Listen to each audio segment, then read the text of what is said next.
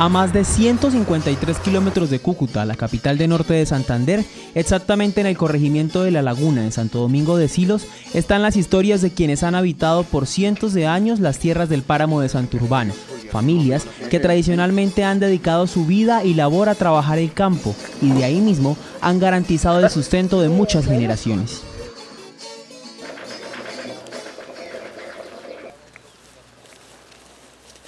Yo me paro a las 5, pongo el caldo del desayuno, y después mojo las arepas, para hacer las arepas, el café.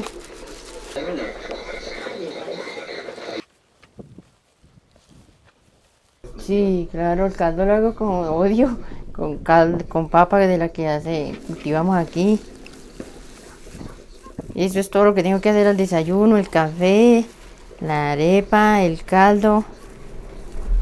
Y levantan los obreros, les sirvo el desayuno, lo que es el caldo y la arepa y el café. Y después les arreglo el guarapo para llevar para el corte, les hincho el guarapo para la sed. Llevan el guarapo para hacer la media, porque para la media les echo pan para con el guarapo. Y eso es lo que les echo para la media y listo, eso es todo lo que tengo que hacer en la mañana.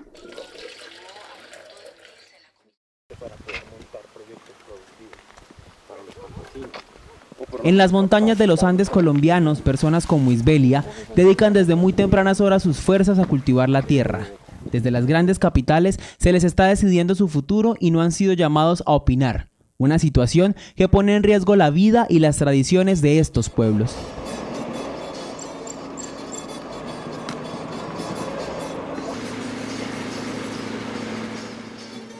Sí, yo me levanto en la mañana se viene uno ya a agarrar el labor que estamos haciendo, trabajando, cuando no a desherbar, a sembrar o cuando hay arrancar, fumigar.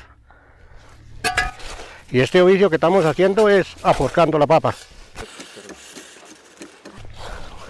En estos páramos sí toca es esto, porque no da sino la papa y el trigo y la cebolla. No, ¿cómo no va uno a desalojar? Si ahí toca morir. Entonces porque ¿cómo van a desalojarlo a uno el gobierno? Es como con esta vaina de la ampliación de carretera que estaban que a tumbar las casas. Que no van a arreglar nada después de uno el trabajo que ha adquirido totalmente haciendo un sacrificio de esto.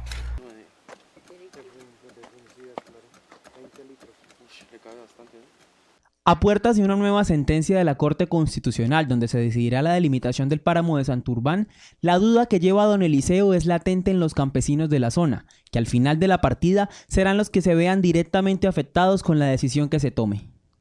A partir de esa conflictividad, pues la Corte Constitucional ha llamado a que la delimitación tiene que hacerse con una participación ambiental de las personas que están en el ecosistema y de quienes estamos cercanos a él en una decisión deliberativa, amplia y concertada para llegar a un acuerdo de cómo va a ser la limitación del páramo. El anterior ministro del Ambiente dejó ya una parte de ese trabajo, pero muy insípido. La nueva administración que llegó con el actual presidente ha pedido 8 meses. A partir del mes de enero va a iniciar todas esas labores.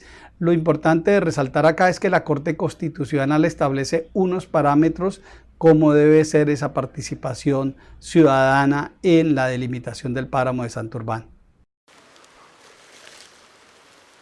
Tradicionalmente los colombianos creen que el campesino es únicamente el anciano que cultiva y vive de la tierra, pero muchos son los que desconocen que allá, adentro de las montañas, donde muchas veces no llega ni la energía, ni la señal del celular y mucho menos los servicios básicos, también hay jóvenes que gracias a la transmisión de conocimiento de sus padres han aprendido a amar y a vivir en el páramo.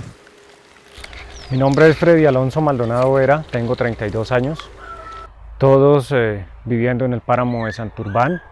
Mi núcleo familiar consta de 3 personas, mis padres, mi persona, soy hijo único. Es 15 centímetros y lo coloca usted a hervir en agua de panela, que se deshazca todo. Créame que la infancia del páramo quizás fue más pura que una infancia en la ciudad. ¿Por qué? En ese entonces no habían los smartphones, todavía no había llegado el internet, ni siquiera los computadores los conocíamos. Todavía nosotros de niños jugábamos las cristalinas o las maras, o inclusive un aro que se hacía en una manguera que llamábamos el aro, y eso era lo último que se podía ver, el trompo. Estudié en la Escuela Nueva Rural Pachacual, que eso pertenece al municipio de Silos, y desde muy joven empecé a hacer caminatas al páramo con mi papá, que fue como que el que me indujo de pronto a la protección del páramo, al respeto que se tiene por el páramo, tanto en la cosmovisión que tenían ellos, como en sus tradiciones, como en la cultura que tenían cuando ellos, los abuelos, les transmitieron.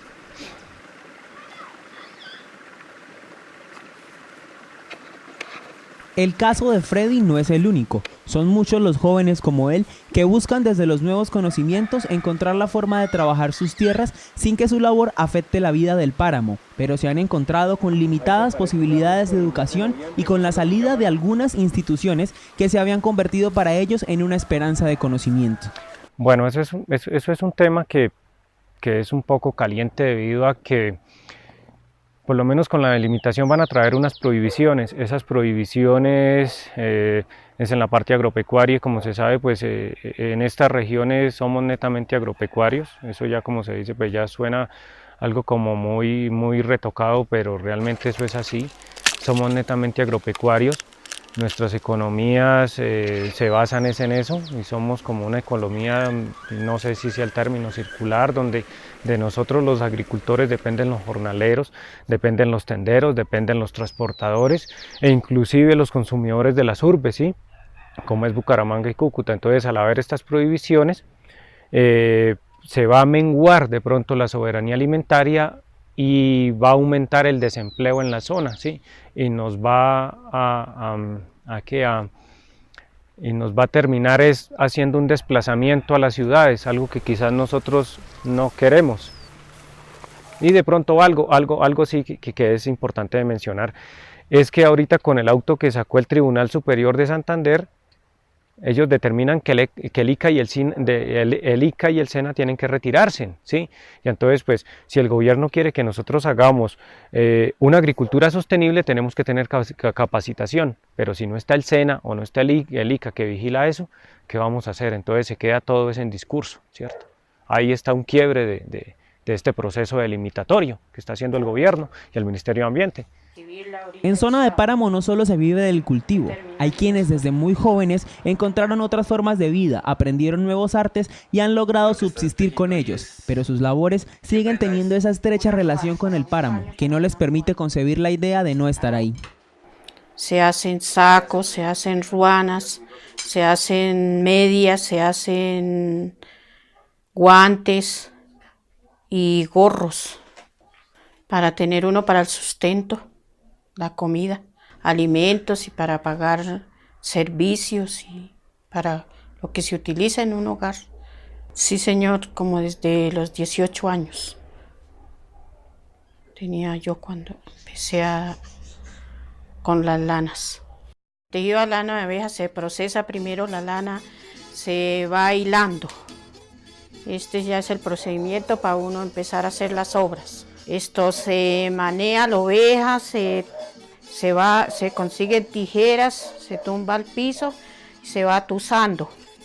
Y luego se recoge esa lana.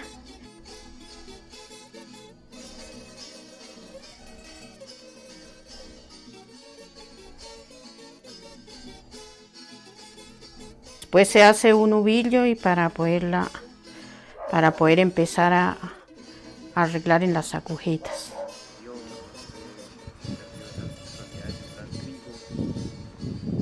Todas estas generaciones no podrían pensarse sin una cabeza líder, una persona que lleve la bandera y transmita los relatos populares que han hecho y son parte del entorno de los habitantes de la laguna. Una persona que, aunque los años le han quitado muchos recuerdos, los mismos años le han grabado otros como si fuera mármol. Abajo fue más triste la vida para nosotros porque no se daba sino el maicito apenas y no era más y para llevando leñita para mantenernos. Y aquí no, porque ya salimos allá, aquella casa vieja que se ve aquí enfrente, de un señor que vivía ahí. Y nos dio vacas a ordeñar y vivimos allá 9 años, vivimos allá. Y allá nos socorrió Dios y compramos la cosa aquí. Se sembraba trigo y papita, cebolla, no era más, y las vaquitas. Y eso se vendía para comprar lo que se necesitaba de cosas de panela, sal, café, porque como todo se necesita en un hogar, manteca, aceite, todo se necesitaba en un hogar.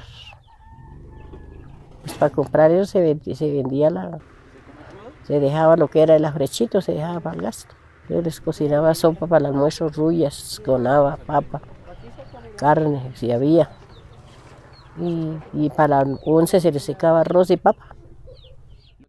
Eso él fue a pagar una romería a Chinquiquirá y trajo el agua y la sembró en un pote, en un calabazo. Calabazo de esos que salen en Toteple, que hay en los calabazos. Y a lo que se rompió el calabazo nació el agua ahí.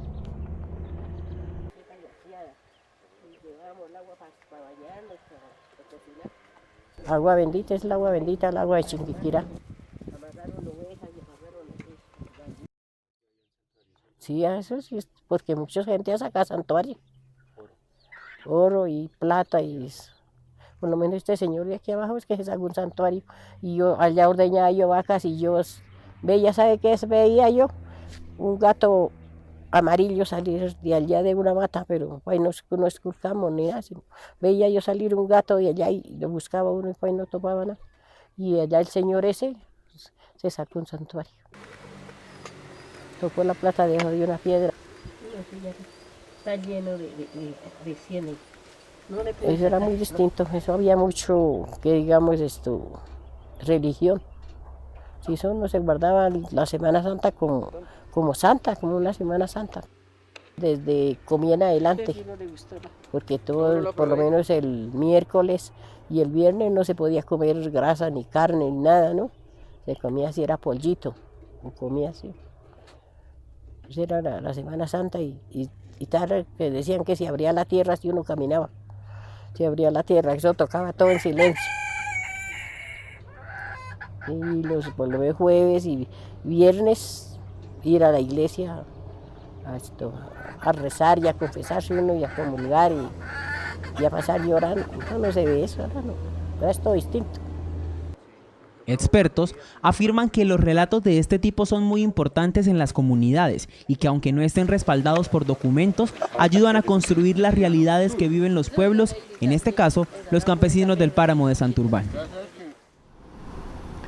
La historia tiene dos grandes fuentes. Una, la escrita, que es la que se transmite por los libros, por las escrituras, por lo que ha quedado constancia escrita, actas que se han levantado, pero la otra fuente es la tradición oral, lo que se vienen contando de padres a hijos. Entonces es tan importante la tradición oral como la tradición escrita, que se viene transmitiendo, como ya dije, por escrituras, actas, después pasó a libros. La tradición oral, en una época en que no había cómo escribirla, en que los indígenas no escribían, pues tiene esa importancia porque a través de eso que se ha venido transmitiendo de generación en generación, hemos podido saber algunas de las costumbres.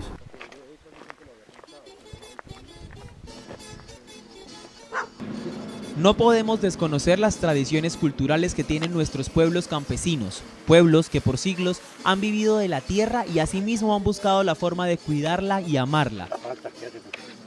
Los campesinos de Santurbán son conscientes de la importancia del agua y por eso buscan soluciones a esta problemática que les permitan estar en su campo y seguir siendo parameros, hijos de esa tierra.